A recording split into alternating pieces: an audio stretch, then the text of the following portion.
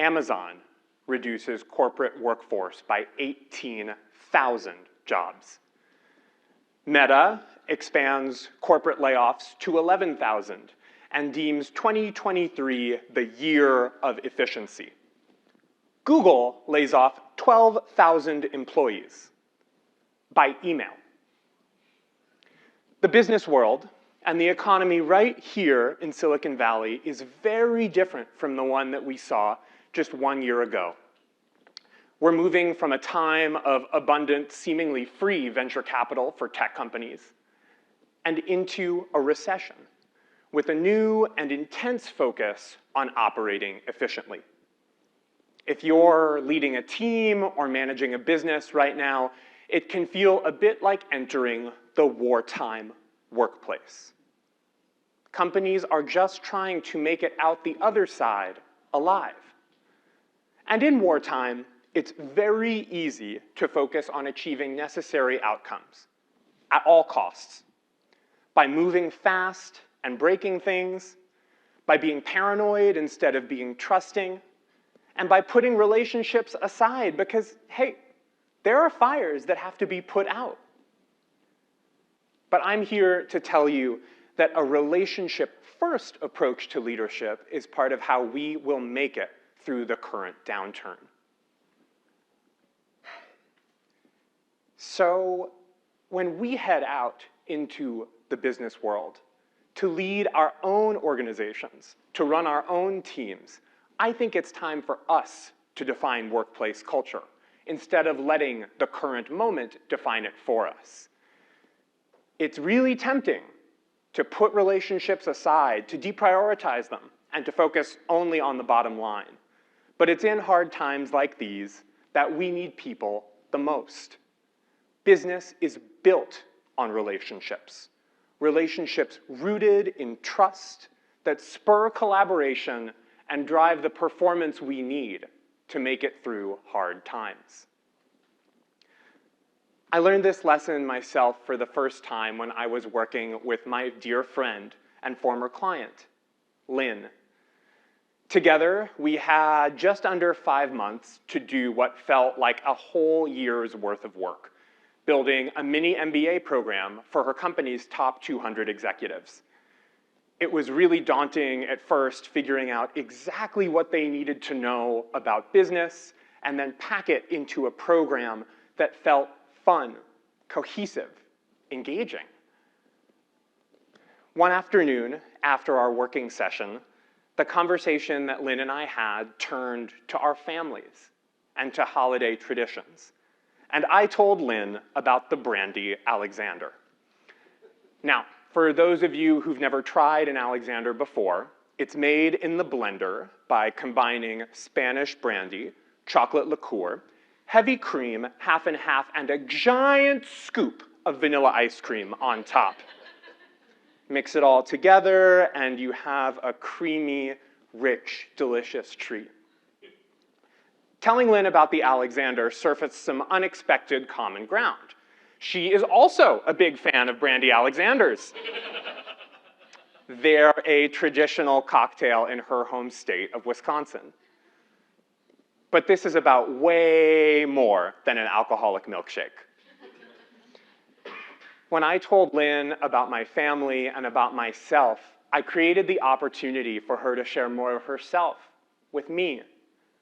It's part of how we built a trusting connection. When I told her who I was, she reciprocated. She told me about her relationship with her grandchildren, about the time she spends hunting with her husband at their holiday cabin, and even about the death of their son, whose bedroom she's maintained since the time of his passing.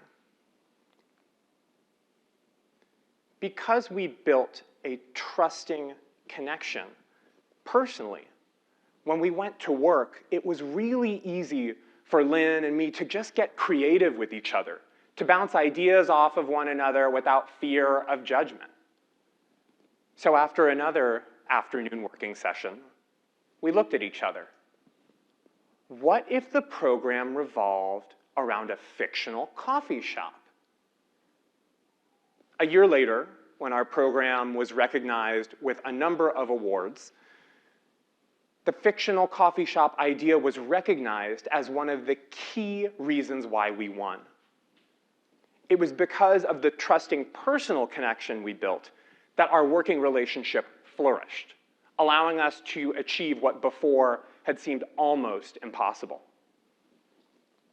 Now, contrary to what some people might tell you, the wartime workplace needs relationships. The trenches would be awfully lonely without them. And research from McKinsey has shown that 40% of an employee's satisfaction is driven by the relationships they have at work. The single most important relationship they have is the one they have with their manager. So people will see you, a manager, as the single most important influence on their happiness in the workplace. Relationships are part of how you will get the best out of other people, especially when going through hard times. Now, I know what you're thinking. He really loves this relationship-first approach to leadership thing. He took touchy-feely at Stanford GSB. But trust me, I have seen the benefits of this approach myself.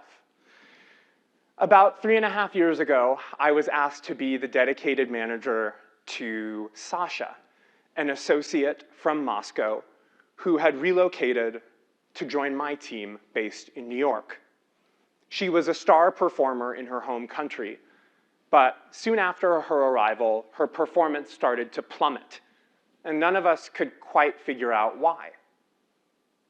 So, one afternoon, I took her out for a coffee, and I told her about myself, about my life in Manhattan's East Village, about my connections to extended family members that inspired me to move to New York in the first place.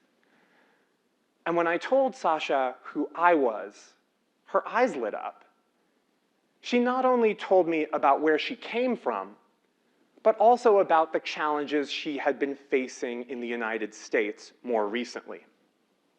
How hard it was to express herself in a language that was not her mother tongue, which made her sound unintentionally very brusque.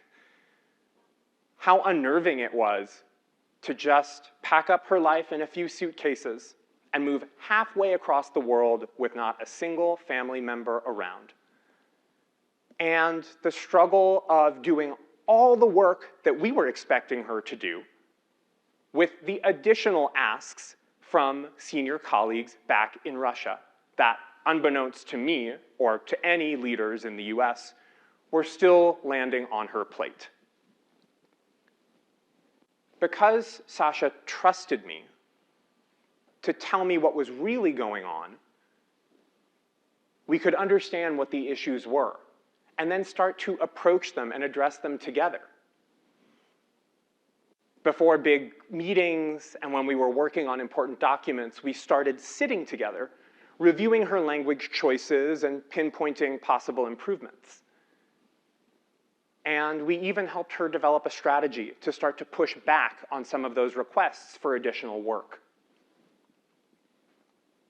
And soon, after we put these solutions into action, Sasha's performance started to rise again.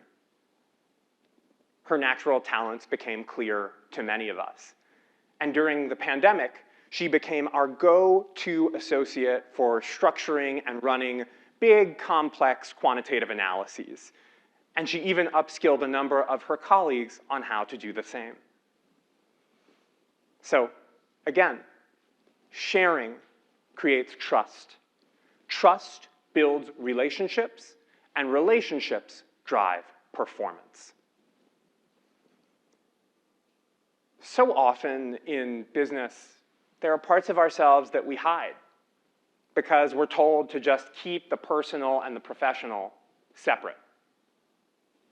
Because we're scared of being vulnerable and being judged.